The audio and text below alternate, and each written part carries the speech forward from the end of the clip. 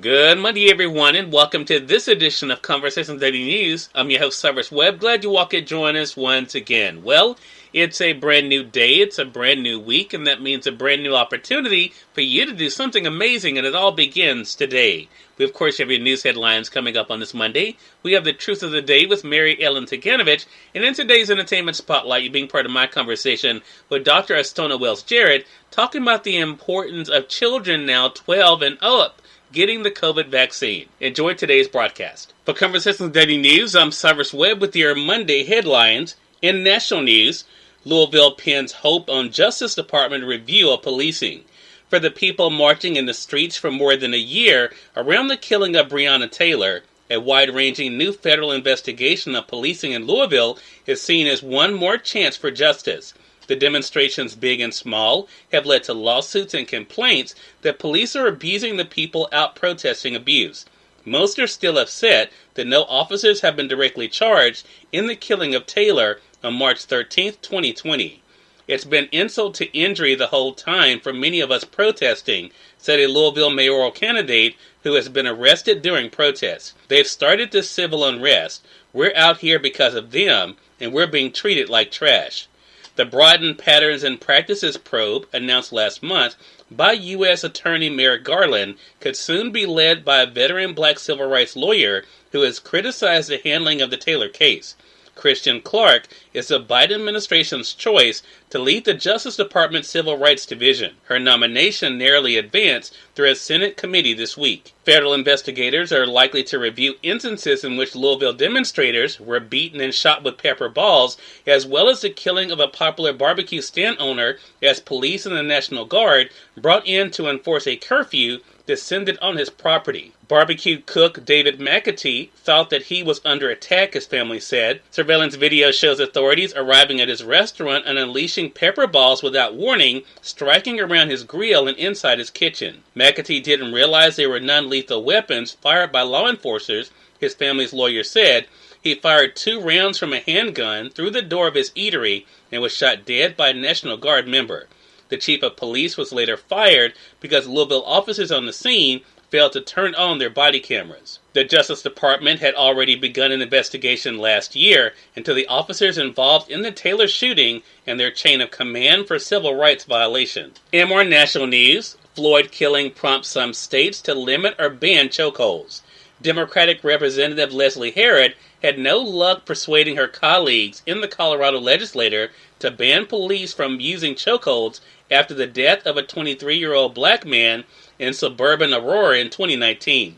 She couldn't gather enough support to even introduce a police reform bill that included a ban. That changed when George Floyd died after being pinned under the knee of a Minneapolis police officer, and the video set off a summer of protest over police killings and racial injustice. Within a month of Floyd's death, Colorado lawmakers took the step they had avoided after the death of Elijah McClain and approved a ban on chokeholds as part of broader police reform legislation.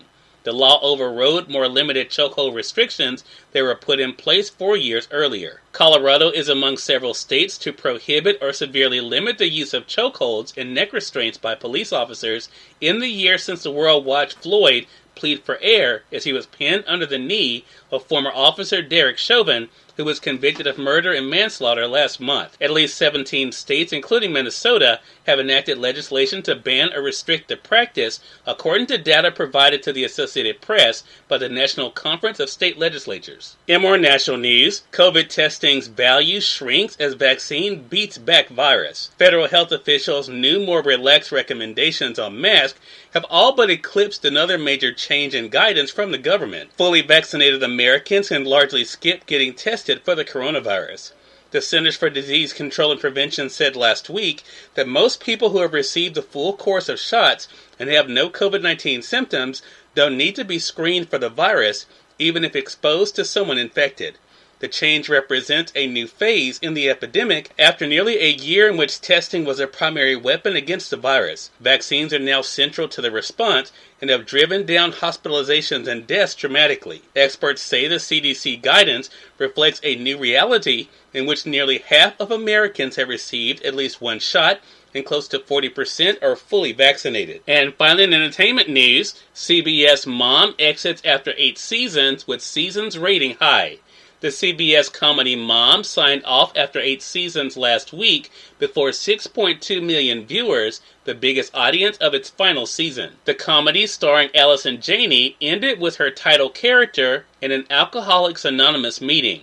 Anna Faris, who was the series co-star for 7 seasons, playing Janney's daughter, but left for other projects after last year, did not make an appearance in the finale. With another television season winding down, CBS was the most watched network in prime time last week, averaging 5 million viewers. Cyrus Webb, Conversations Daily News. It's on time for the Truth of the Day with Mary Ellen Ciganovich. Mary Ellen, take it away. Hi, this is Mary Ellen with your Truth of the Day. Decisions help you grow. Allow yourself to know any decision you make can lead to a better understanding of yourself. Release your fear of the future by learning from your past indecisive moments. Where did these lack of decisions get you? Take a moment to think about the chances you didn't take, not with regret, from a learning point of view. Regret will immobilize you almost as much as fear. These both keep you stuck. When you look at any experience as a life lesson, you can realize any decision you made always leads to a greater understanding of yourself. Today, let go of fear and regret to see how everything you do is an opportunity for growth. And always remember to enjoy the day. Dr. Estona Wells-Jarrett is featured in today's Entertainment Spotlight, talking about the COVID vaccine for children, right here on Conversations Daily News. For Conversations Daily News, I'm Cyrus Webb with the Entertainment Spotlight. Dr. Estona Wells-Jarrett joined me recently on Conversations Live, the radio show, to talk about the importance of children and the opportunity now to get vaccinated, starting with the age of 12. Here's a bit of our conversation. Why is it so important for children over 12 years of age to get the vaccine at this point? Well, it's important because students will now be going back to school in the fall, and I think they're going to have increased confidence as well as parents, knowing when they return to their school campus that they're protected from getting sick and spreading it to others. Students have missed, and I have lots of patients in Atlanta that just haven't felt comfortable going back to school, even though campuses have opened up. They're now going to be able to participate in their activities that they have put aside and on hold because of the pandemic. And the other thing is, it's just important because we want to decrease the number of cases and deaths in our country. You know, we've had over 31 million cases of COVID, and unfortunately, over 500,000 people have died in our country. There's a lot of misunderstanding that kids don't really get that sick, but that's not really true. We've had over 1 million children between the ages of 12 and 17 that have tested positive for COVID, and a third of them have required hospitalizations, and some of them have also been admitted to the ICU. We also know that children with underlying medical conditions are going to be more vulnerable if they get infected. So it's important if your child has a history of asthma, if there's some obesity-related issues, certainly children with cardiac underlying conditions and even neurological conditions need to really get that vaccine. But the fun reason to get the vaccine is now we're going to be able to safely resume socializing with others that we've missed socializing with now that they've been vaccinated. Cyrus Webb, Conversations Daily News. We thank you all for tuning in to this edition of Conversations Daily News. We'll have you guys on tomorrow with more news, Truth of the Day with Mary Ellen Ciganovich, and of course your Entertainment Spotlight. Until then, I'm your host Cyrus Webb saying as always, enjoy your day, enjoy your life, enjoy your world. Thank you all for choosing Conversations Daily News today. Let's make today amazing. Take care.